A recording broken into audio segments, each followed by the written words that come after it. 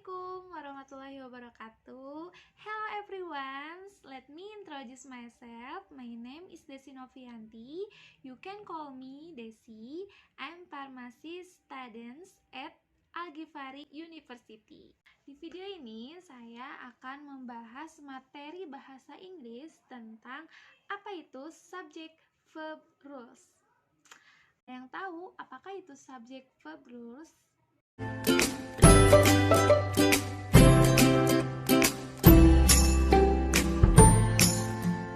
Kumpulan kata-kata yang membuat suatu pernyataan, pertanyaan, kalimat perintah, ataupun kalimat seru yang memiliki pikiran atau makna yang utuh.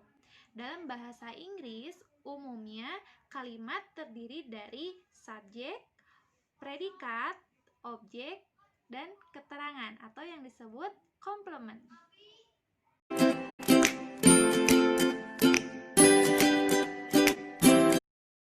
Subjek merupakan salah satu unsur yang terpenting di dalam suatu kalimat. Subjek dapat didefinisikan dengan siapa, who, atau apa, what. Subjek dalam kalimat berupa kata benda, noun, prasakata benda, noun phrase, ataupun kata ganti, yaitu pronoun. Contoh dalam kalimat kata benda, the book is on the table. Buku ada di atas meja. Otomatis yang menjadi kata benda yaitu buku. Contoh kedua ada kalimat pronoun, yaitu they will play football at school. Mereka akan bermain sepak bola di sekolah.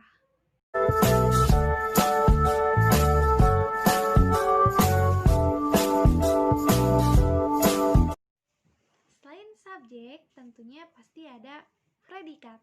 Apa itu predikat?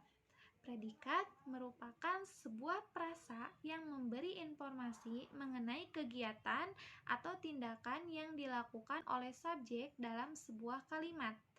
Predikat mengandung kata kerja verb yang memberitahu tentang kegiatan atau tindakan yang dilakukan, dan predikat juga memberikan informasi mengenai hubungan antara subjek dengan kegiatan yang dilakukan dalam sebuah kalimat. Example dalam kalimat predikat yaitu the students do the school assignment. Para murid mengerjakan tugas sekolah. Nah, jadi yang menjadi subjek yaitu the students, yang menjadi predikat do the school assignment, dan ada kata verb yaitu do. Contoh yang kedua ada I work in a post office. Saya bekerja di kantor pos. Yang menjadi subjek yaitu I, dan menjadi predikat yaitu work in a post office.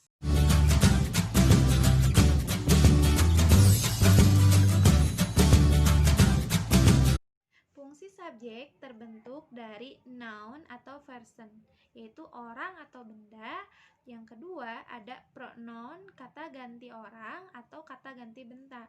Contohnya personal pronoun atau kata ganti orang, subjeknya kita bisa pakai dengan kalimat I, you, we, they, he, she, it.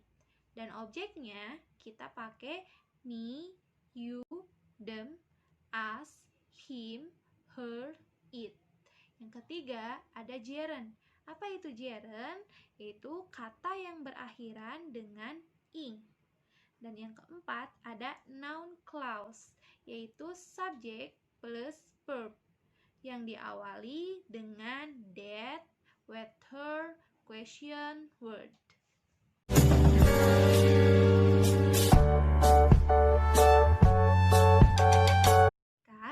Dapat terbentuk dari pertama to be, yaitu is, am, were, was, have, has, had, plus been atau model be. Yang kedua ada model verb one atau be. Yang ketiga ada verb one and verb two. Yaitu contohnya kayak go, when. Go sebagai verb 1 dan when sebagai verb 2. Ada juga speak and spoke. Yang menjadi verb 1 adalah speak dan verb 2 yaitu spoke. Well, Novi and I were eating our lunch on the kitchen table. Novi dan saya sedang makan siang di meja dapur. Kalimat tersebut yang menjadi subjek yaitu Novi and I, yang menjadi predikat yaitu were eating our lunch on the kitchen table.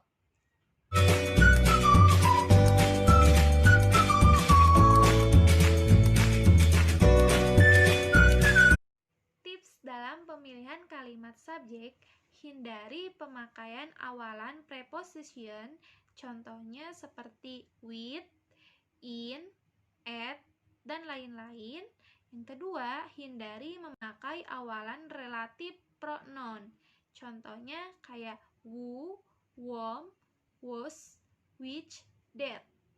Yang ketiga, hindari memakai awalan conjunction, contohnya when, but, dan lain-lain.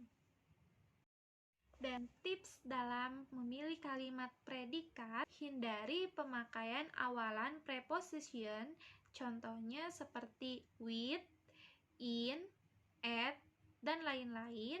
Yang kedua, hindari memakai awalan relatif pronoun, contohnya kayak who, whom, was, which, that. Yang ketiga, hindari memakai awalan conjunction, contohnya when, but, dan lain-lain. Hindari pemakaian verb ing bila tidak diawali dengan to be. Okay, thank you for your attention.